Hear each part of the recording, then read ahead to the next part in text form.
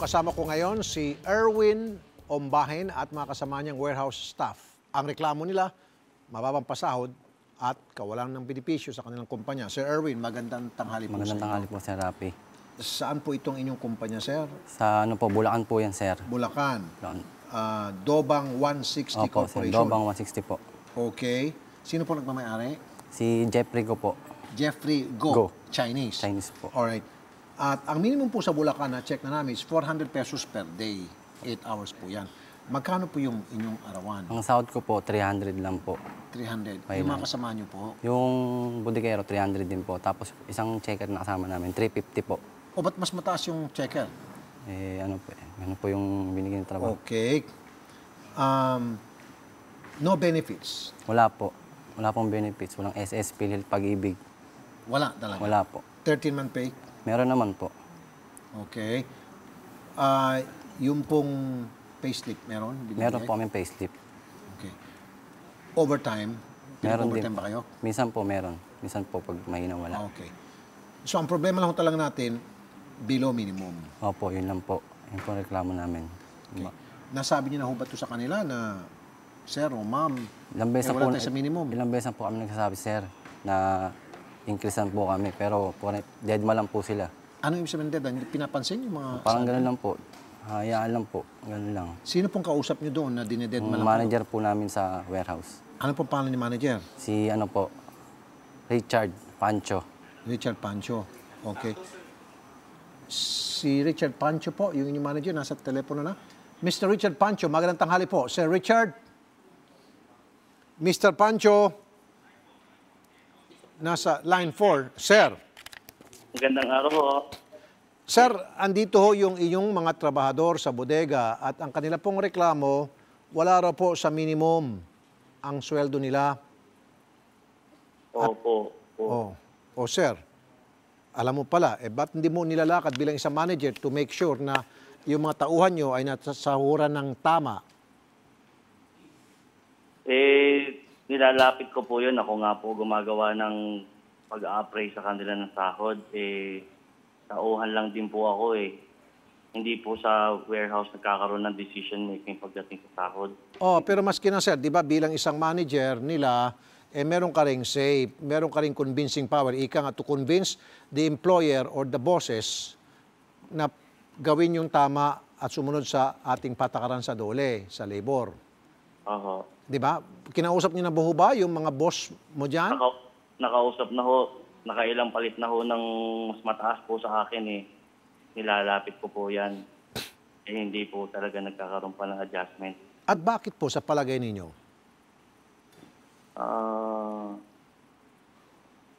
Hindi rin ko po sigurado kung ano pong dahilan nila. Baka gusto po nila yun lang ipasahod. Matanong ko lang sir, kung mamarapati ninyo, magkano hong sahod nyo kung kayo? Arawan din ho ba kayo? Parang arawan din ho. Opo. Magkano hong sahod nyo bilang manager? 1,000 a day po ako. Wow, laki. Sir, hindi ka ba nakukonsensya? Malaki-laking sweldo mo. Samantalang ikaw, pakuya-kuya-kuy. At ito yung mga nagpapawis talaga, nagbabanat ng buto para sa kumpanya. And yet, sila yung agrabyado. Di ba, sir? Naiintindihan ko po yun, sir. Sabi ko nga ho, actually, yung iba ho dyan, mas matanda pa ho sa akin sa kumpanya. Okay. Ko na ho yung ganyan. Kaya nung nagsabi ako na dapat magkaroon ng salary bracketing, salary adjustment, pinupush ko po yun ang pinupush. Hindi po ganun open yung company. Matigas talaga ang ulo ng kumpanya. So kumikita naman po yung kumpanya, hindi naman siguro nalulugi. Ano? Kumikita naman po sa tingin ko. Sandali lamang po, sir, ha? Nasa linya telepono si Larry Villanueva, Senior Labor and Employment Officer ng DOLE, Bulacan. Magandang tanghali po sa inyo, Sir Larry. Magandang tanghali, Idol. Sir, magpadala na ho kayo ng inspektor o kayo po pumunta na doon sa Dobang 160 Corporation? Sige po. Pwede pong dalawa pong klase, pwede pong pa-inspect po tayo at pwede po nating papuntahin yung mga manggagaw. But siguro po ang mabilis ay mag-file na po dito ng complaint ang mga manggagawa niyan para po ma-address kagad yung problema nila. Sige po, sasamahan po namin yan sa opisina nyo tulad Yes ng po, ginagawa yes namin po. palagi. And then, All the way po. Opo. magsasagawa Welcome agad po. kayo ng inspeksyon. Opo, magsasagawa pa po ng inspection. Bukod po doon sa complaint, magsasagawa pa po ng inspection. Sige. Sir Larry, sobrang thank you, Sir Larry, ha? Ay, basta po kayo, Sir Idol. Thank you po. Basta God bless wala po. po problema. Opo, sir. Okay po. Okay. Ilang taon? Sino pinakamatagal na rito? Ito po. Ilang taon ka na sa kumpanya? Dalawa po. 2 taon. Ako po, isa't kalahati. Isa't kalahati. Okay. Kasi kung 100 pesos per day ang nalulugi sa inyo at meron pang 350 o so 50 pesos, malaki-laki rin pera makukuha nyo. So isipin nyo lang parang nagbangko na lang kayo. Makukuha natin to 101%. Salamat po, Idol. Ginagaranti ko. Makukuha natin to. May proseso nga lang tayong gagawin dito. Tulad ng pagpunta sa Dole. Alright? Sige. So, babawiin natin yung mga perang nawala sa inyo. Alam ba, sa 13-month pay, 2 years ka na? 2.5? Magkano ang 13-month pay na tatanggap mo? Bali po, nakakuha po ako ng 8 plus po. 8,000. 6. Kasi po kinaltas po yung bali ko. Ay, yung... Kulang yon. Kasi ang 13-month pay is 1 month na sweldo mo base sa minimum in your case. Diba? So, yun babawiin natin. May mga kinakaltas-kaltas ba sa inyo mga illegal? Sa ano lang po, insurance. 200 po. 200 Insurance po. insurance. Meron bang insurance card na binigay sa inyo? Sa payslip lang po inaano eh. Hindi, pero meron bang binigay sa inyo insurance card? Wala po. Babawiin natin yon. Pero binibigay naman po nila yung kada December. Yung, Yung insurance po namin. anong binibigay? Kada December po. Binabalik sa Kasabay inyo? ng 13 month po. Ay, mali yun. Agree ba kayo doon? Parang binabangko nila yung pera ninyo. Opo, sariling pera din po namin yun. Ba't pumapayag kayo doon? Okay sa inyo yun? Wala naman po kami magawa eh. Sila ang may gusto nun eh. Pa-stop natin. Pwede naman. Kasi imbis na yung 200, kinakaltas nila, tapos pinapagulong yun, nininegosyo nila, ba't di na lang kayo magnegosyo nun? Ba't di na lang kayo magtabi mismo ng pera nyo, 200, ibangko ninyo o inegosyo Kasi nyo? kung sasahod lang po kami sa isang linggo ng 1.8, kakatasan po kami 2,000, di 1.6 na lang po. Yung utang pa namin na loan. 2,000 ang kaltas, ba't 2,000? Hindi, 200 po ang kaltas. Di 1.6 na lang po matitira sa amin. Tapos meron po kaming utang na loan. Kinakaltas din po. Bakit may utang kayo na loan? Naglo-loan po kasi kami, sir. Kanino? Doon sa kumpanya po. Ba't ka nag-loan sa kumpanya? Wala po kasi, mababa kasi yung ano. Tapos Kailangan may din ng interest pera. pa siguro? Hindi ko lang po alam, sir.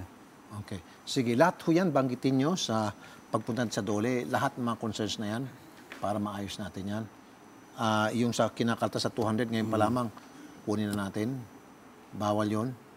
Unless kung meron kayong pinirma na pumapayag kayo. Sinasabing insurance. Dapat pag insurance, meron kayong policy. Insurance card. Insurance policy. Wala po kaming card, sir. So, panlilin lang yun. Sir Pancho, Nandito pa po. kayo rin ho ba ay kinakaltasan ng 200 para sa insurance ko, no? Bali, yung insurance po kasi, ang tawag lang po nila insurance. In case of emergency, pwede po kami mangutang sa company. Ang ginagawa po ni company, kakaltasan po kami ng 200, pero halimbawa naka-accumulate po yun ng 5,000 hanggang December. Yung kalahati po ng 5,000, idadagdag po ng company. So magiging 7,500 po ang makukuha namin. At yun ay i-consider na as 13-month pay. Ay, hindi po. Iba po yung 13-month pay. Teka muna, so yung maipon, dadagdagan nila, tatapatan nila ng... Kalahati po nung naipon nyo. Kumbaga, kasi ho, di ba po, minsan umuutang, minsan bumabali. So, tinuturuan po ng company na kahit papano magtipid sila o mag-save sila from the money na sinasahod nila. Pero sir, hindi yung forced deduction ang ginagawa eh. Dapat tanungin sila kung papayag. Alam ko po, tinanong po sila. Kasi may application form po yun. Hindi raw papayag ba kayo sa ganong arrangement? O kaysa naman, bawasan o yung ano na lang, yung ibigay sa inyo ng buo yung sweldo, wag na kayo bawasan ng 200. Ganun na nga lang po gusto namin, sir. Di ba? Yung buo makukuha namin. Kayo na mag-decide kung anong gagawin sa 200. Anong pakialam po ng kumpanya? Kung gastusin ba nila o hindi yung 200 o kung paano nila gastusin. That's none of the company's business, di ho ba, Sir Richard? Opo, tama po. Pero alam ko po, hindi po yun complimentary, voluntary po yun kasi sila nga din po ang magsasabi kung magkano ba ipapakaltas, kung magpapakaltas ba o hindi. Wag na po, kasi for all we know, baka mamaya ginagamit pa ng kumpanya yun para inegosyo, bumili ng tusino, bumili ng kung ano-ano para ipagulong. Wag na, ibigay na lang sa mga empleyado. And then kung gusto niya maging mabait, tuloy pa rin. Pagdating ng December, magbigay pa rin ng bonus at 30-month pay. Okay. Sir, ikaw bang harap sa dole o yung amo mo? Ako po, hindi ko po alam bakit po ako nangarap. Hindi po ako. Wala ko ba dyan sa tabi mo yung amo mo, sir? Wala po, ma'am. Sir, kami po, nandito kami lahat sa bodega. Yung mga amo po namin nasa Maynila po. Anong pangalan po ulit ng amo? Sir? Yung pinakamayari po si Jeffrey Go. Jeffrey Go. Okay, Jeffrey Go. Nandito sa Maynila, naka-base si Jeffrey Go. Opo. Okay, sige po. Salamat po sa time na binigay nyo sa amin, Mr. Richard Pancho, warehouse manager ng Dobang 160. Thank you po. Okay. Sir, masusunod natin ito. Ito ang sinabi kanina. Sige po. Ipatatawag to si Jeffrey Go sa dole para pag-ayusin kayo. Okay? Okay po, sir. At maayos to. Okay. Salamat po sir sa pagpunta. Taas Salamat muna ka po. dyan. Yes, sir.